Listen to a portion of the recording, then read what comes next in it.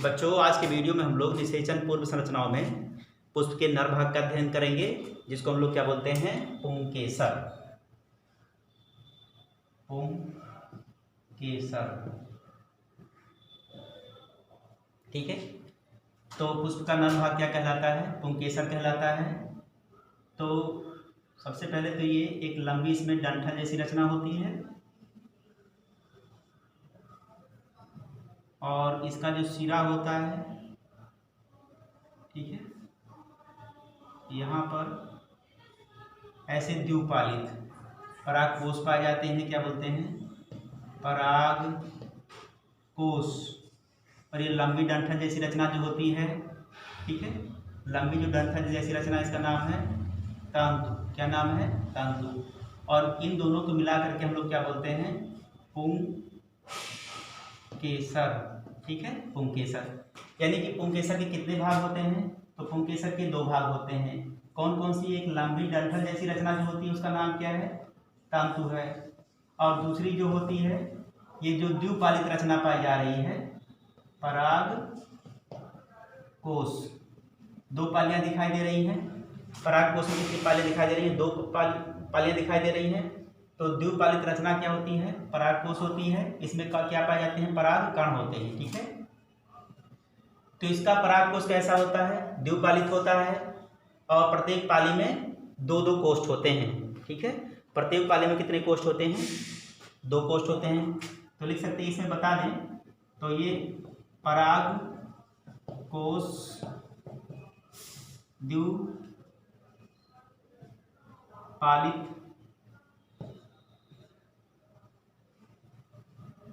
द्विपालित होते हैं। और क्या होगा, प्रत्येक पाली में दो दो कोष्ठ होते हैं। क्या होते हैं, प्रत्येक पालियों में दो दो कोष्ठ होते हैं, ठीक है। इसका मतलब क्या होता है, अगर एक पाली में दो कोष्ठ और एक पाली में दो कोष्ठ, तो कितने कोष्ठ की हो जाएंगे, चार कोष्ठ की संरचना होगी, ठीक है। तो हम कह सकते हैं कि परागकोश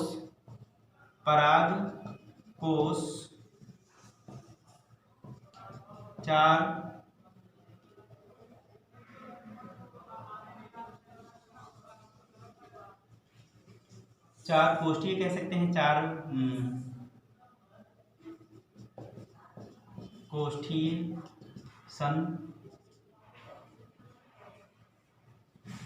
संरचना होती है, ठीक है।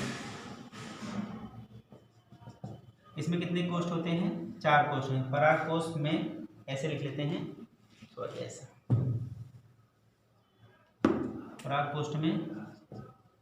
परागकोश में चार कोष्ठ होते हैं, ठीक है। परागकोश में कितने कोष्ठ होते हैं, चार कोष्ठ होते हैं, ठीक है। इन्हीं कोष्ठों को हम लोग क्या बोलते हैं, बीजाणुधानी। क्या बोलते हैं, बीजाणुधानी या लघु बीजाणुधानी बोला जाता है, ठीक है। अब हम इसकी संरचना को और आगे देख लेते हैं, ठीक है। अब इसे अगर ऐसे इसकी अनुप्रस्थ काट ली जाए, ऐसे काट दिया जाए, इस तरह से रचना है, और ऐसे काट कर इस तरह से अगर दिखाया जाए, तो आपको इसके चारों कोष्ठ इसमें दिखाई पड़ जाएंगे, ठीक है। इसके चारों कोष्ठ आपको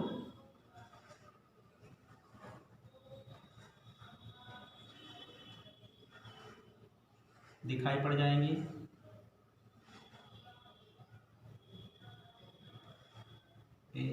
ऐसे, ठीक है। एक कोष्ठ यहाँ, एक कोष्ठ यहाँ, एक कोष्ठ यहाँ, और एक कोष्ठ यहाँ पर होता है। तो इस तरह से ये जो परागकोश होता है, ये चार कोष्ठीय रचना होती है।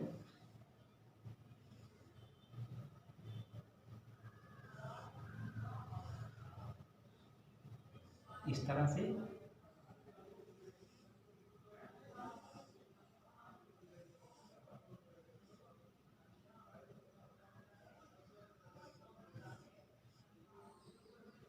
इसमें क्या भरे रहते हैं, परागकण। इन कोष्ठों में कौन होते हैं, परागकण होते हैं। और इसे क्या बोलते हैं, लघु बीजाणु धानी। इसी को परागकोश भी कहते हैं, लघु बीजाणु धानी। इस लघु बीजाणु धानी में क्या पाए जाते हैं, परागकण पाए जाते हैं। ठीक है,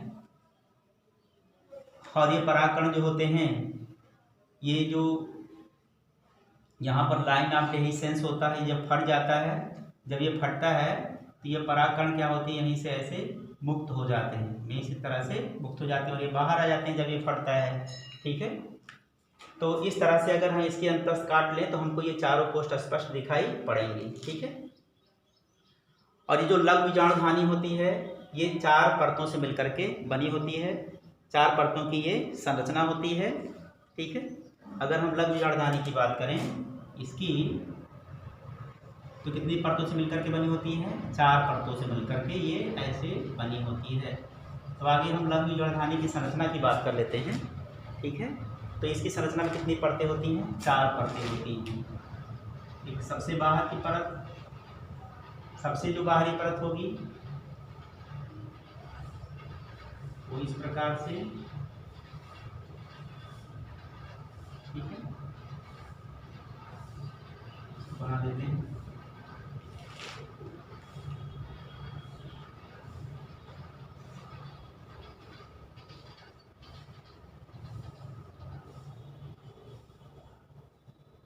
सबसे बाहरी परत को हम लोग कहते हैं बाह्य त्वचा।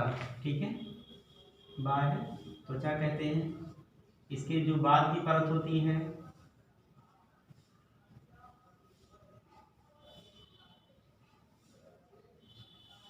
एक परत ये बाद वाली है,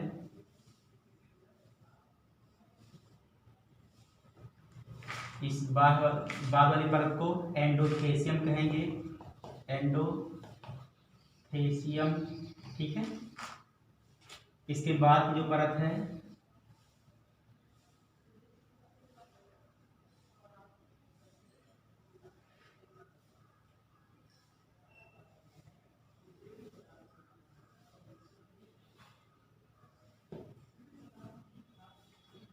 इसको हम लोग कहते हैं मध्य परत, मध्य परत।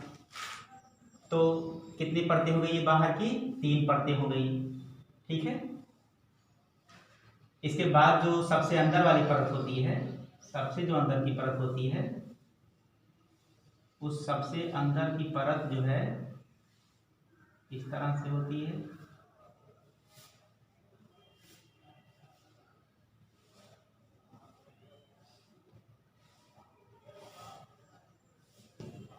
इस अंदर वाली परत को हम लोग बोलते हैं टेपिटम।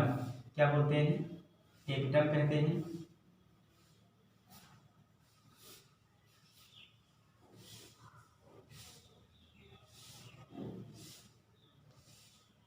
तो अंदर की परत का नाम है टेपिटम। ठीक है, तो हम लोग यहाँ पर लिख लेते हैं लघु बीजाणु धानी की संरचना। ठीक है, तो लघु बीजाणु धानी की संरचना में क्या होता है, लघु बीजाणु धानी में इसमें 4 परतें होती हैं। कितनी परतें होती हैं, 4 परतें। इसमें 4 परतें होती हैं, अर्थात ये 4 परतों से मिलकर के बना होता है। इन परतों के नाम क्या हैं, तो सबसे जो बाहरी परत है वो बाह्य त्वचा, फिर एंडोथीसियम, फिर मध्य परत। ठीक है, तो ये जो पहली परत है क्या नाम है इसका, बाह्य त्वचा। फिर दूसरी परत जो आ गई इसका नाम है एंडोथीसियम।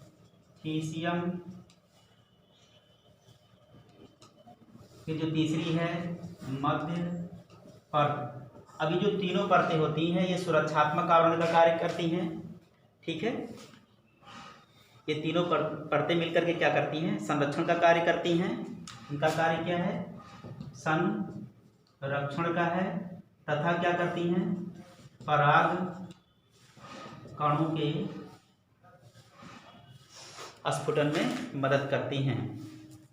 सॉरी, पराग कोश कहते हैं, पराग कोश के स्फुटन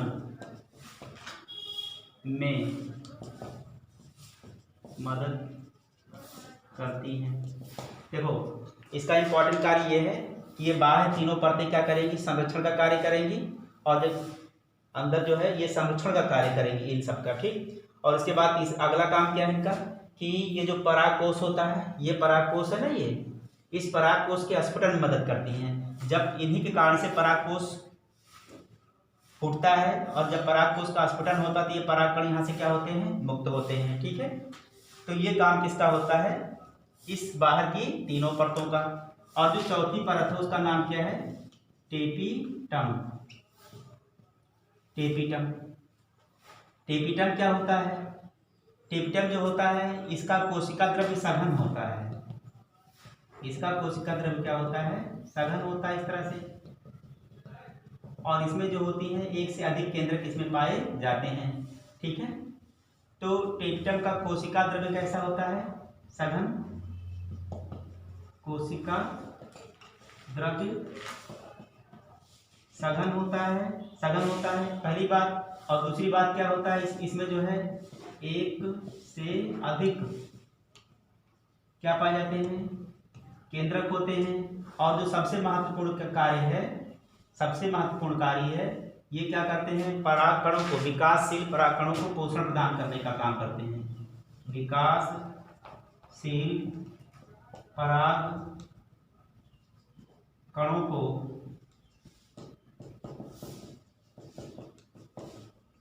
पोषण प्रदान करते हैं, ठीक है।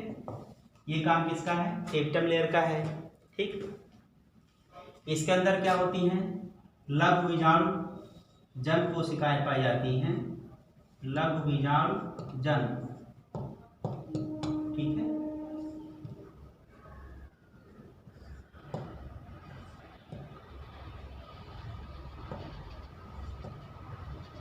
यहाँ पर एक कोशिका बना दे रहे हैं, एक कोशिका, इसका नाम लिख दे रहे हैं लघु बीजाणु मातृ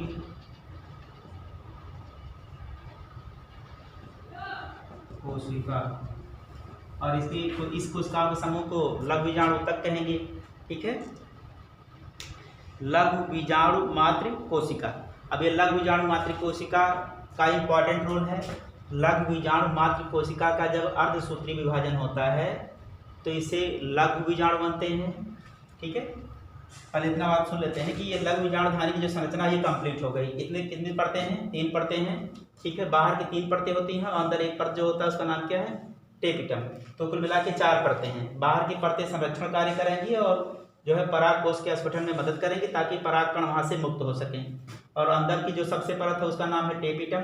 टेपिटम क्या होता है, इसका कोशिका द्रव्य सघन रहता है, इसमें पोषण अधिक होता है, ठीक है। केंद्रक एक से ज़्यादा होते हैं और ये परागकणों को पोषण प्रदान करने का कार्य करता है, ठीक है।